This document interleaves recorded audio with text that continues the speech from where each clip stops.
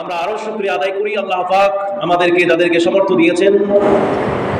আমরা কোরবানির জন্য পশু অনেকেই ক্রয় করে ফেলেছি এবং অনেকেই ক্রয় করব।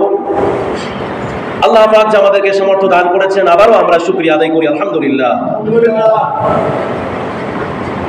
আল্লাহ পাক বলেছেন, ইন্না সালাতি ওয়া নুসুকি ওয়া মাহইয়ায়া ওয়া মামাতি লিল্লাহি রাব্বিল আলামিন।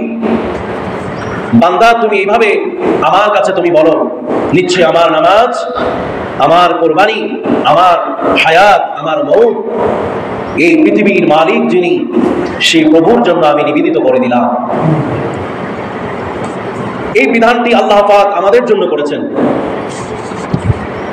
ইব্রাহিম আলাইহিস সালামকেও এই পরীক্ষায় তাকেও করেছেন যে আসলে কি সে তার জীবন, তার মৌত, তার কোরবানি, তার যা কিছু আছে সব আল্লাহর জন্য করে কিনা।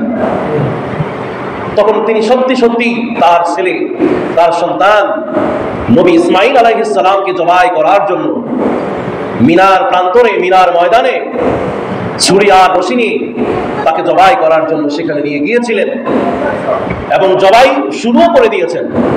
তখন আল্লাহ তাআলা আসমান থেকে একটি ঘোষণা দিলেন, ইয়া ইব্রাহিম কদ সাদ্দাকতা রুইয়া, তুমি যে স্বপ্ন দেখেছো সেটা বাস্তবায়িত তুমি করেছো। আমি তোমার সেই পরীক্ষাকে, আমি কেবলমাত্র তোমাকে পরীক্ষা করার জন্যই তোমাকে এই স্বপ্ন দেখিয়েছিলাম, এই কথা তোমাকে বলেছিলাম যে তুমি আমার জন্য কতটুকু করো। তখন আল্লাহ পাক সেই বেহেশত থেকে, বেহেশতের একটি দুম্বা পাঠিয়ে জিবরাইল আলাইহিস সালামের মাধ্যমে পাঠায়া ইব্রাহিম আলাইহিস সালামের ছুরি দ্বারা সেই পশুটাকে কোরবানি করে দিয়েছেন। আলহামদুলিল্লাহ। সেই নবী ইব্রাহিম আলাইহিস সালামের কোরবানিকে কিয়ামত পর্যন্ত স্মৃতি হিসাবে রাখার জন্য আমাদের প্রিয় নবীজি মুহাম্মদুর রাসূলুল্লাহ সাল্লাল্লাহু আলাইহি সাল্লামের মাধ্যমে তার সকল উম্মতি মুহাম্মাদীর জন্য তা ওয়াজিব করে দিয়েছেন। কিয়ামত পর্যন্ত উম্মতি মুহাম্মাদী থাকলে এই কোরবানির প্রচলন কিয়ামত পর্যন্তই পৃথিবীর যেখানেই মুসলমান থাকুক না কেন, মুসলমানরা এই 6টা প্রাণী, ছাগল, দুম্বা, ভেড়া, গরু, মহিষ এবং উট, এই 6টা প্রাণী থেকে যে কোনো একটি প্রাণীর মাধ্যমে কোরবানি করে আল্লাহর নৈকট্যতা অর্জন করতে পারবে। সুবহানাল্লাহ। আল্লাহ পাক বললেন, লিয়াশহাদু মানাফিআ লাহুম ওয়া ইয়াযকুরু ইসমাল্লাহি ফি আইয়ামিন মা'লুমাত আলা মা রাযাকাহুম মিন বাহিমাতিল আন'আম। চতুষ্পদ জন্তু থেকে আল্লাহ পাক আমাদেরকে যে রিজিক দিয়েছেন, এই রিজিকটাকে আল্লাহর রাস্তায় জবাই করার সময় আল্লাহু আকবার বলে আল্লাহর নাম স্মরণ করে কোরবানি দিবে, আর এই সাক্ষী কিয়ামতের দিন এই পশু বান্দাদের জন্য হয়ে যাবে। সুবহানাল্লাহ। এজন্য আল্লাহ পাক ঘোষণা নিজেই করে দিলেন, লা ইয়ানালুল্লাহা লুহুমুহা ওয়ালা দিমাউহা ওয়ালাকিন ইয়ানালুহু আত-তাকওয়া মিনকুম। সূরা হজের এই 37 নম্বর আয়াতের মধ্যে আল্লাহ তাআলা স্পষ্ট ঘোষণা করলেন, এই পশু জবাইয়ের সময় একমাত্র আল্লাহকে স্মরণ করতেই হবে। আর যদি সেই সময় অবহেলা করে অথবা এই কোরবানিটা যে আল্লাহর জন্য, এটা না হয় যদি অন্য কোনো উদ্দেশ্য যদি সেটা হয়, তাহলে সেটা কিন্তু আল্লাহ বুঝে পেলেন। আল্লাহ বুঝে যান যে বান্দার উদ্দেশ্যটা কি। এই জন্য আল্লাহ ঘোষণাই করে দিলেন যে আমি আল্লাহর কাছে গরুর, পশুর গোশত আমার কাছে পৌঁছে না, পশুর রক্ত আমার কাছে পৌঁছে না, তবে বান্দার তাকওয়া কি, খোদা ভীরু কি, তার উদ্দেশ্যটাকে সেটা আল্লাহর দরবারে পৌঁছে যায়। সুবহানাল্লাহ। আল্লাহর সামনে ফাঁকি ঝুঁকি দেওয়া যায় না, দুনিয়ার মানুষের সাথে চলচাতুরি করা যায়, দুনিয়ার মানুষের সামনে অনেক ধোঁকা প্রতারণা দেওয়া যায়, কিন্তু আল্লাহ রাব্বুল আলামিনের কাছে কোনোদিন কেউ কোনো কিছু গোপন রাখতে পারে না।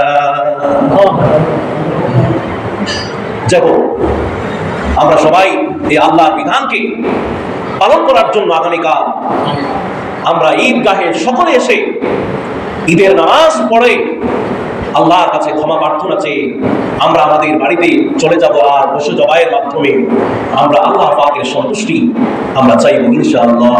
আমরা দোয়া করি আল্লাহ পাক যেন আমাদেরকে আগামীকাল পর্যন্ত আমাদের হায়াত বাড়িয়ে দেন। আমিন। প্রিয় ভাইরা আমার, আজকে জিলহজ মাসের 9 তারিখ 9 তারিখ থেকে 13 তারিখ পর্যন্ত এই দিনগুলোতে আল্লাহ রাব্বুল আলামিন বান্দার প্রতি অনেক বড় খুশি হন। এই জন্য কোরবানির পাশাপাশি 9 তারিখ ফজরের নামাজের পর থেকে 13 তারিখ আসরের নামাজের পর পর্যন্ত তাকবীরে তাশরিক, আল্লাহু আকবার, আল্লাহু আকবার, লা ইলাহা ইল্লাল্লাহু আল্লাহু আকবার, আল্লাহু আকবার ওয়ালিল্লাহিল হামদ, এই বাক্য পড়ার জন্য, উঁচু আওয়াজে পড়ার জন্য আল্লাহ পাক বিধান দিয়েছেন। এর মানেটা কি? আল্লাহু আকবার মানে আল্লাহই বড়, আল্লাহই মহান, আল্লাহ আমার সব, আল্লাহ আমার রব, লা ইলাহা ইল্লাল্লাহ, আল্লাহ ছাড়া কোনো মাবুদ আমার নাই, আল্লাহু আকবার, আল্লাহই সবচাইতে বড়, আল্লাহু আকবার, আল্লাহই সবচাইতে বড়, ওয়ালিল্লাহিল হামদ, আর সব প্রশংসা একমাত্র কার জন্য? তাহলে আল্লাহর গুণগান ছাড়া বান্দার আর কারো গুণগান করার সময় নেই, আছে নাকি? আর কোনো টাইম নেই কারো, আর কার পিছনে ঘুরবো, আর কার পিছনে সময় দেব? আল্লাহ পাক বারবার বোঝাচ্ছেন, এক গেল মাসে রমাদান, আবার 2-2.5 মাস পরে আবার হয়ে গেল কোরবানি, জিলহজ মাস। তাকে বান্দা অন্য কিছুর পিছনে সময় নষ্ট করার কোনো সময় নেই। তাহলে আমরা এই তাকবীরটা আজকে ফজরের সময় আপনারা দিয়েছেন না? এই তাকবীর হবে উচ্চ ধ্বনিতে, কোনো নিম্ন আওয়াজে। আল্লাহর নাম উচ্চারণ হবে, আল্লাহ তাকবীর হবে জোরে জোরে হবে। এটা মুসলমানদের পুরুষদের জন্য জোরে জোরে পড়াটা এটা আল্লাহ পাক ওয়াজিব করে দিয়েছেন। সুন্নাত মুস্তাহাব নয় যে আস্তে পড়বো, না হয় হেলে দুলে পড়বো না, উচ্চ আওয়াজে পড়তে হবে। আল্লাহর ঘরে নামাজের পরে আর মহিলারা যদি নামাজ পড়ে তাহলে তার আস্তে কণ্ঠস্বরে তারা এই তাকবীরটা পড়তেই হবে। সবাই পড়েন, আল্লাহু আকবার, আল্লাহু আকবার, লা ইলাহা ইল্লাল্লাহু, আল্লাহু আকবার, আল্লাহু আকবার ওয়ালিল্লাহিল হামদ। তাহলে এগুলো এই 13 তারিখ পর্যন্ত আমরা আল্লাহকে আমরা স্মরণ করবই। কোরবানি যে দেবে যে দেবে না সবাই, ছোট বড় পরিবারের সবাই এই তাকবীরটা দিতে থাকবে। আর 10 তারিখ ফজরের নামাজের পরে অতি প্রত্যুষে আল্লাহ পাক বললেন, ফাসাল্লি লিরাব্বিকা, তোমার প্রভুর জন্য তুমি নামাজ পড়ো। যাও প্রত্যুষে ময়দানে গিয়ে, খোলা ময়দানে নামাজ হবে। কোথায়? খোলা ময়দান। হুজুর থাকলে সেটা ভিন্ন ব্যাপার। খোলা ময়দানে সব মুসলমান একত্রিত হয়ে আল্লাহ পাককে সিজদা দিবে, আল্লাহ পাককে গুণগান গাইবে, আল্লাহর হাবিবকে স্মরণ করবে, ইব্রাহিম ইসমাঈল সাল্লামকে স্মরণ করবে। ফাসাল্লি লিরাব্বিকা, তোমার প্রভুকে তুমি গিয়া সিজদা আদায় করে দাও। ওয়ানহার, আর নামাজ শেষ হয়ে গেলে তারপরে তুমি উট নহর করে দাও, অথবা অন্য যে পশুগুলি আছে তা তুমি জবাই করে দাও। গত জুমাতে বলেছিলাম পশু কিন্তু দুর্বল যেন না হয়। আল্লাহ তাআলার বলার বাচন ভঙ্গি আপনি দেখেন, ফাসাল্লি লিরাব্বিকা ওয়ানহার, শব্দটা ওয়ানহার মানে নহর করো। এই 6টা পশুর মধ্যে সবচেয়ে ভালো যে পশু সেটার নাম কি? ওটেরে নহর করে, ওটাকে জবাই করে না, ওকে কি করে? তারপরে এভাবে ছুরি নিক্ষেপ করে রক্ত প্রবাহিত করে, এটাকে নহর, এটাকে জবাই করে না, কি কয়? নহর, নহর। আর যেগুলো সয়া জবাই করে এটাকে জবাই হবে। তাহলে রাসূলুল্লাহ সাল্লাল্লাহু আলাইহি সাল্লামকে নির্দেশ করেছেন আপনি যে কোরবানিটা দিবেন সর্বোৎকৃষ্ট যে পশু তা দিয়ে আপনি কোরবানি করবেন। আল্লাহ পাকের এই কথার এই শব্দ বাক্যের মাধ্যমে বোঝা যায় কোরবানির পশু হতে হবে মোটা তাজা সুন্দর, যেটা ভালো শক্তিশালী, এরকম পশু আমাদেরকে জবাই দিতে হবে। আর এটি কিয়ামতের দিবসে আমাদের জন্য নাজাতের একটি মাধ্যম হয়ে দাঁড়াবে। ফুলসিরাতে পার হওয়ার জন্য এটি সেই সময় সহায়ক হয়ে যাবে। এই জন্য আপনারা যারা কোরবানির পশু কিনে ফেলেছেন, অনেকে কিনে ফেলছেন না, অনেকে কিনবেন বা কিনে ফেলেছেন, এই পশুর প্রতি একটু যত্ন নিতে হবে। এই কথাটা বলার আগে আরেকটু কথা না বললেই নয়। ঈদের নামাজের ব্যাপারে আমার কিছু কথা থাকে প্রতি ঈদের আগে, কিন্তু আপনাদের কোনো কথা থাকে না।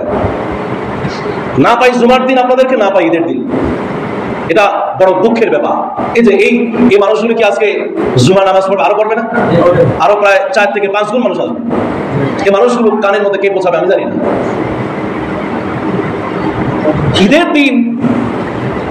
ঈদের দিনও যদি আপনার আমার ব্যস্ততা থাকে, তাহলে দুনিয়ার আর কোন সময় আপনার ব্যস্ততা থাকবে না বলেন? ঈদের দিনও আপনার ব্যস্ততা, আহারে কপাল পড়া। ঈদের প্রস্তুতির জন্য অনেক আগ থেকে মানুষ প্রস্তুতি নেন না আপনারা?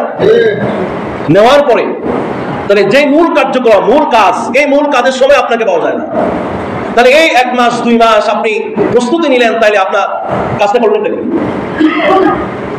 আপনাকে গুরুত্ব বুঝতে হবে, ঈদের নামাজের গুরুত্ব বুঝতে হবে। আর বুঝেই তো আপনি সেই হামাগুড়ি দিয়ে হইলো ঢাকা শহর থেকে সিট পায় না, দাঁড়িয়ে দাঁড়ায় খুব খুব কষ্ট করে পরিবার পরিজনের সাথে ঈদ করার জন্য আসে। কথাকে আসেন না? কিন্তু বড় দুঃখের ব্যাপার কি, আমার কপাল পোড়া না আপনাদের কপাল পোড়া আমি জানি না, না জুমার দিন আপনাদেরকে একটু মানে স্বাবলম্বী ভাবে, একটু সুন্দর ভাবে, সাবলীল ভাষায় আপনাদের সাথে কথা বলবো, তাও আপনারা সুযোগ দেন না। আসেনও পরে, জানো আগে। আপনাদের সাথে কোনো কথা নাই নাকি? কথা বলে আপনাদের সাথে কোনো কথা নাই ইমাম সাহেবদের, বা সুখ দুঃখের কথাবার্তা নাই? তো থাকলে আপনারা থাকেন না কেন? মনে রাখতে হবে, আপনারা তো অনেকেই গরু দিয়েই কোরবানি দিবেন, কয়েকজন ভাগি নিয়ে 7 ভাগি পর্যন্ত দেওয়া যায়। 7 ভাগিকে ইনস্ট্যান্টে কথা বলে দিতে হবে। আগে ঈদের নামাজ, তারপর কি? ঈদের নামাজ যে পড়বে না তার জন্য কোরবানি নাই। এটা রাসূলের সরাসরি হাদিস। যে কোরবানি, যে ঈদের নামাজ পড়লো না ইচ্ছা করে, সে আমার ঈদগাহ থেকে, তার কোরবানি হবে না, মানে সে ঈদগাহ থেকে যেন চলে যায়। ঈদগাহ আসেই তো না, আসবে কি? তাহলে ঈদের নামাজের শুদ্ধ হবার জন্য একটা শর্ত আছে, ঈদের নামাজ শেষে খুতবা দেওয়া, খুতবা শোনা। এটা কি ঈদের নামাজ শুদ্ধ হওয়ার জন্য কি শর্ত? যদি খুতবা না দেয়, না শুনে, তাহলে কি এই ঈদের নামাজ হবে? আপনারা সবাই বলেন ঈদের নামাজ হবে? নামাজ পড়ার জন্য শর্ত হলো ওযু করা। বেউযু, ওযু ছাড়া কি নামাজ পড়া যায়? তাহলে এখানে বুঝলেন, ওখানে বুঝলেন না কেন? আপনার সাথে আমার সাথে কোনো শত্রুতা নাই। আপনাদের এলাকা কথাবার্তা, সামাজিক কিছু আলাপ আলোচনা হবে। আপনারা যদি ঈদগাহে না থাকেন, তাহলে এই সৌন্দর্যটা কে ধরে রাখবে? মুরব্বীরা অনেকেই নাই, আছে অনেক মানুষ চলে গেছে, অনেক মুসল্লিই নাই। আর যারা আছে আর কি কোনো লোক যা দেখা যায়, মুরব্বী দেখা যায় নাই। অতএব আমি আর বেশি বলতে চাই না। আপনারা আপনাদের যারা ভাগী আছে, একটা সিস্টেম, এরা ছাড়া আর কোনো উপায় নেই। আপনি আপনার ওই 7 ভাগীকে মেসেজ দিতে হবে যে আমাদের কোরবানি শুদ্ধ করতে হলে আমাদেরকে নামাজ ঠিকভাবে আদায় করে নিতে হবে। নামাজ শেষে খুতবা শুনে, দোয়া করে, কান্নাকাটি করে আমরা ময়দান থেকে যাব। এর চাইতে আর ভালো পদ্ধতি কি আছে? অতএব আগামীকালকে বলা হবে, ঈদের আগে দিয়ে বলা হবে, আপনারা চলে আসবেন, সবার আগেই চলে আসবেন। ঈদের নামাজের আরেকটু অবহেলা, সেটা হলো আপনারাই করেন। ইমাম সাহেব যদি 8টার, মানে যখন আপনার সময় দেয়, সময়ে যদি 5 মিনিট পরে আই, তাহলে ইমাম সাহেবের পাঞ্জাবি কিন্তু সোলায়া একটু রাখবেন।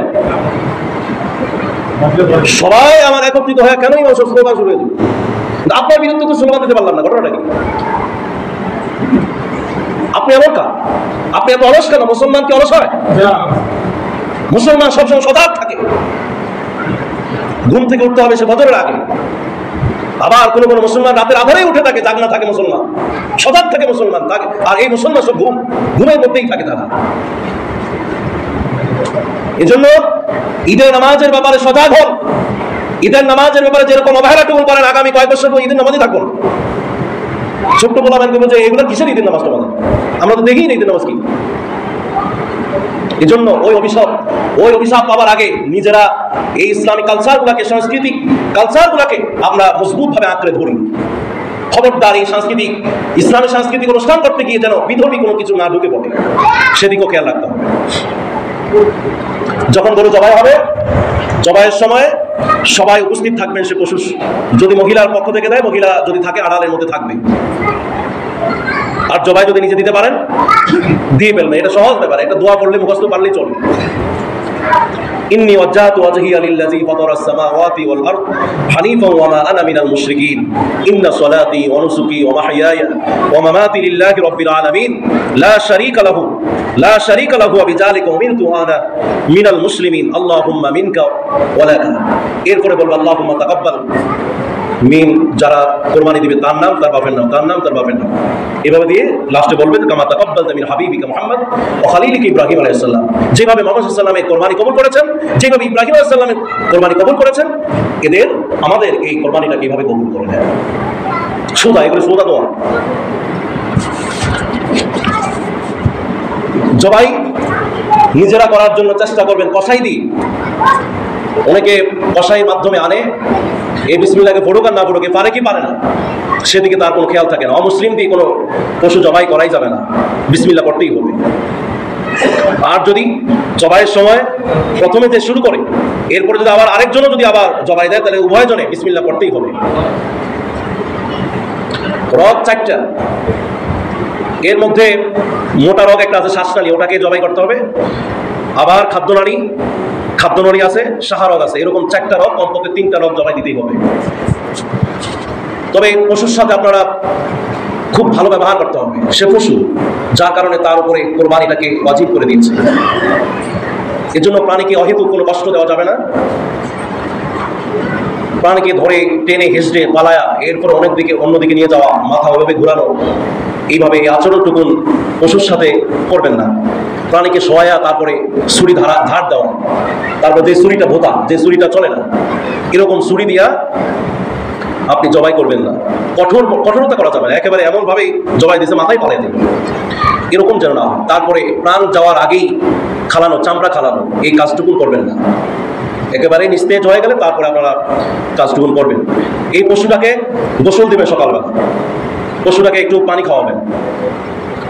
তারপরে জবাই করার সময় মাথা থাকে কোন দিকে?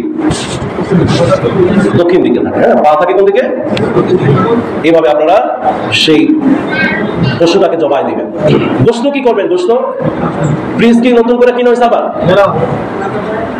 কারণ এই কোরবানির ঈদুল আজহা আসে, ফ্রিজ কিনারও রমরমার ব্যবসা, সবাই কিনে কেনাকাটা শুরু হয়ে যায়, সমস্যা নাই। তবে এই গোস্তগুলো একটু বন্টন করে দিবেন, আত্মীয় স্বজনকে দিবেন, সবাই খাবেন, হিন্দু মুসলিম সবাইকে দেওয়া যাবে, সবাই খেতে পারবে। তবে 3 ভাগের 1 অংশ দেওয়া মুস্তাহাব। যদি পরিবারের অনেক সদস্য থাকে, যে দিলে সমস্যা হবে, তাহলে না দিলেও সব সমস্যা, নিজেরা খাবে গোস্তটাকে। আবার এই কোরবানির পশুর সাথে অনেকে আকিকা দিতে চায়, আকিকার ভাগও আপনি এর সাথে দিতে পারবেন।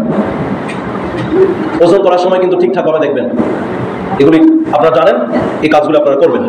কম বেশি ইচ্ছাকৃতভাবে কখনোই করা যাবে না, হয় কারোর কোরবানি হবে না। চামড়া কি করবে? চামড়ার দাম কেমন এবার? কম না বেশি? আছে, ভালো দাম আছে। এটা আপনারা হয় নিজেরা ব্যবহার করবেন, এগুলো নিজেরা ব্যবহার করেন এখন।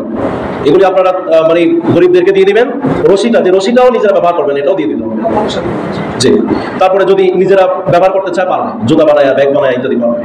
বিক্রি করলে টাকাটা পুরোটাই দিয়ে দিতে হবে। আর আরেকটু মাসালা, সেটা হচ্ছে কোরবানির পশু দ্বারা কেনার পরে কাজ করানো যাবে না, এর যদি দুধ দেয় দুধ খাওয়া যাবে না, এর দ্বারা কোনো উপকার নেওয়া যাবে না। শুধু এটা কোরবানির জন্যই রেখে দিতে হবে। গর্ভবতী কোনো পশু আপনারা পশু জবাই দেবেন না, যদি থাকে সেটা পাল্টায় আরেকটা কিনে দেবেন। জবাই করার আগে চামড়া বিক্রি করা, জবাই করার আগে পারবেন? এটা করা যাবে না। রক্ত খাওয়া যাবে না, এই লজ্জাস্থান খাওয়া যাবে না, অন্নকোষ খাওয়া যাবে না, প্রস্রাবের ধুলি খাওয়া যাবে না, পিত্ত খাওয়া যাবে না, মাংসগ্রথি এগুলি খাওয়া যাবে না। আর শেষ কথা হচ্ছে, ইসলাম পবিত্র ধর্ম, ইসলাম চায় পবিত্রতা। পশু জবাইয়ের পরে পশুর যেই আবর্জনা রয়েছে এগুলো কি পালিয়ে রাখবেন? কথা বলেন, আমরা মানুষ না? অতএব পরিবেশের দিকে তাকায়া আপনি আপনার যেই পশুর যে আবর্জনাগুলো আছে, আপনার দায়িত্বে সেটা মাটি ফুটে আপনি রেখে দিবেন ইনশাআল্লাহ।